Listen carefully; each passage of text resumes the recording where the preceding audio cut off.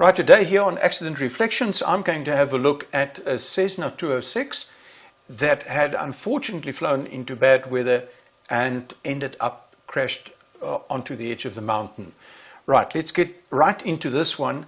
Bad weather mountain crashes, etc. This is the actual aircraft. It's a model of it. Beautiful aircraft. When we look at the relevant stuff of the history of the accident, I think the first thing that we must say is it is quite evident from here that the aircraft was flying straight into the mountain. There is no indication that there was a pitching moment or anything else. So terrible tragedy in this one. Right. What did we have? Two people on board, a PPL and a CPL instructor to accompany. Whoa, here we're sitting with a guy that had to take the aircraft for an, well, they said it's an MPI and then they said it's a 50-hour, but they meant the same thing. They had to ferry the aircraft over to there, and the PPL, one of the owners of the aircraft, he felt, you know, it's only just over 230 hours, and he thought, oh, it's better I get somebody to babysit me there, to help me in the busy airspace and the radio work and the lookout and stuff like that. So he asked an instructor, good friend of his, to go with.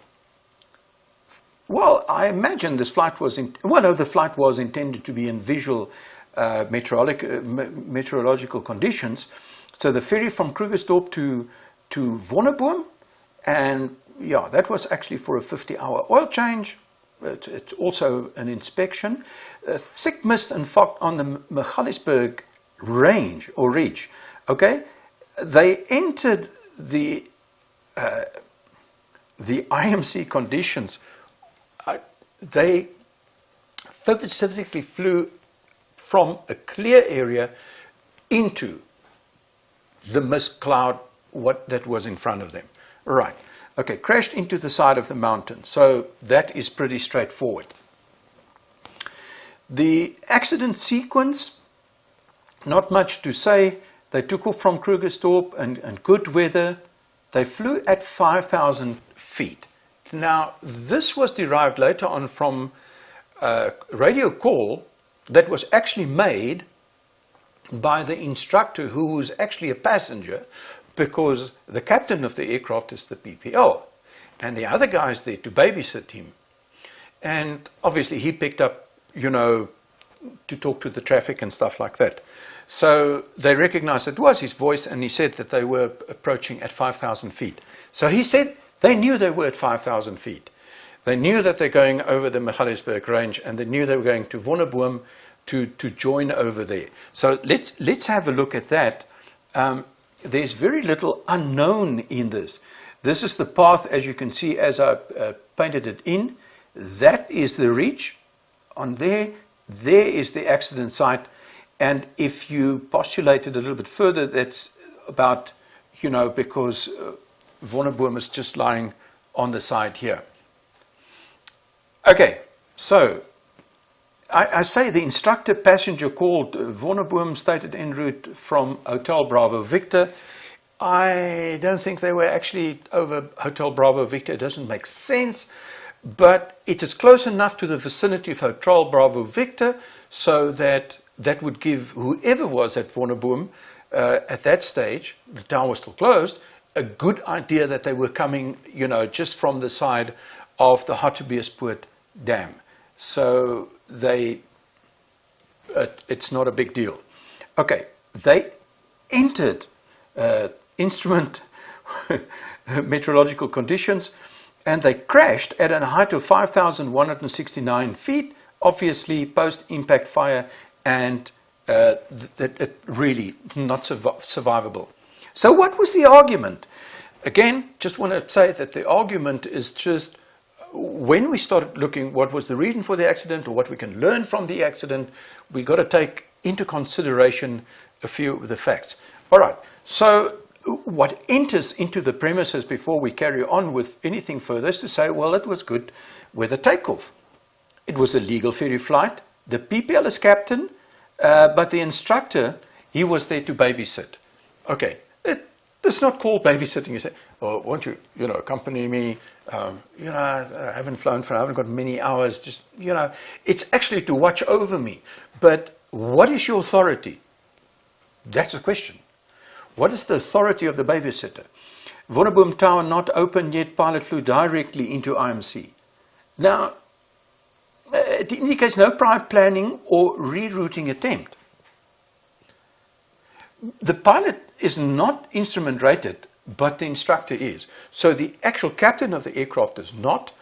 So now I've got to think to myself, would the non-IF rated guy who's already got little hours fly into these conditions? Unfortunately, I think he would have just looked to the side and said, instructor, captain, what do you think? So, unfortunately, I think that decision was not properly made, and I think there was a false sense of security, by the captain or the PPL. Do not know who flew the aircraft, but I think that the pilot possibly made the decision. Now look at this, at least 5,350 feet of mountain to clear, and they were flying at 5,000 feet. So without any safety clearance, they were already 350 feet low. We saw that they were a little bit lower, but they're still, hey, that's 150 feet below the summit, the top of the range. That is so close and yet so far. But what is the common aspect that we find with accidents in the mountain, and we're going to cover some of them again, is that how close are they normally to the top? It's that little bit, sorry. All right. When you look at the grid Moras and stuff, and you want 2,000 feet clearance and stuff, they probably should have been flying at 7,500 feet. But I know that the VFR traffic in the area flies at 6,000 feet because that's safe. Whoa. But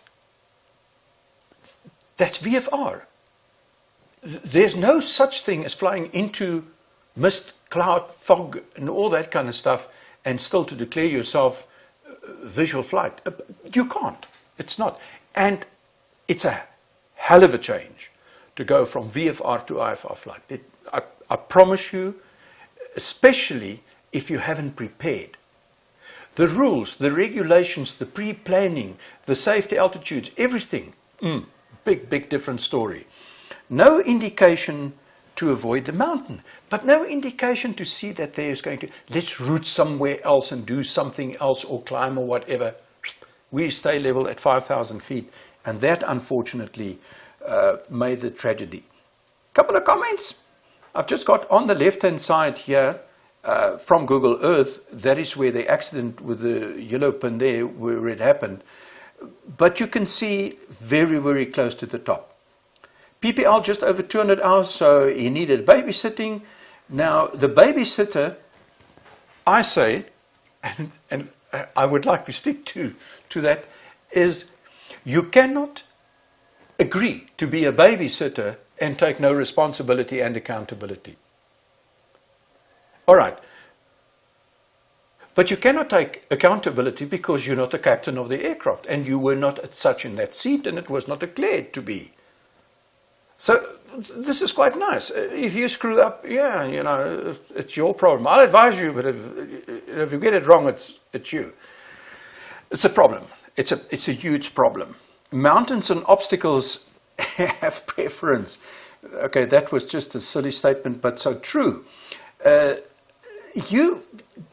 I say deliberate, you must think. There's a little bit of action that needs to go. Hey, how high is the mountain? How much clearance do I need? What is the settings on the QNH? Was the QNH for 5,000 feet right? Well, we see it was luckily, it was higher, but it was still not high enough. Okay, so all right. A PPL would not have done this. You're already scared in this busy airspace. So if I've got to look at this, I would say, all right. A flight at 5,000 was not possible, so no planning and rethinking the situation. Okay, no IF transition planning, no safety height factoring. Whoa. If IF are trained, then SOPs were not even considered. No attempt for alternate actions. Wow. I don't know. There's just no thought that went in here. I'm sorry. They obviously made a mistake and they paid with their lives for that. I've just a little bit of a beef with the six. If you're going to babysit somebody, then you must take not just the responsibility, you must take accountability. Now, accountability is fine. It's on me. Hey, but we're both dead. Does it matter on who it is? It's a little bit of a problem, I think. All right, recommendations. Okay, here on the left, I've just got on the maps, they've got the grid Nora and stuff that you can go and have a look, and you should be able to. And at the bottom, it was just here a little bit of a picture of 2,000 feet. So, a transition from VFR to IFR is a dangerous maneuver, and I really need to put it in there to the heads that that is scary stuff. It needs to be planned properly. Needs to be anticipated properly. It needs to be done in time. Now, 206 has got enough power. So there is no doubt that if they climb to even 5,500 feet or 6,000 feet, 6.5, 7, whatever, wouldn't have been a problem for them. Yeah. All right. Low level in a mountain, my goodness. The PPL may be the captain, but the babysitter is the commander. All right, not really, because you still can't bring, to say, responsibility, accountability, and all that kind of stuff. But when everybody's dead, it doesn't really matter. Because at the end of the day, the families are stressed. I feel so sorry for both the families. It's terrible, terrible, and we should make sure that we don't leave our families in that situation. Well, following the rules give you a chance, so if there's just some sort of SOP, stick to it, stay with it, and do your thing. Do not pick the nicest guy to guide you. Friends will struggle to reprimand you. Hey, if you want somebody to teach you something, don't take your best friend. Ain't gonna work. All right, in this case it wasn't just like that, but you cannot become a babysitter and not a teacher at the same time. You can't. There's constantly, how do you think? How do you take the different stuff and make a plan? This was not the plan.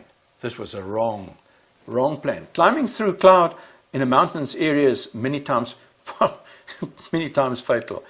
Planning, plan B, well, it's not yesterday, it's still today's thing.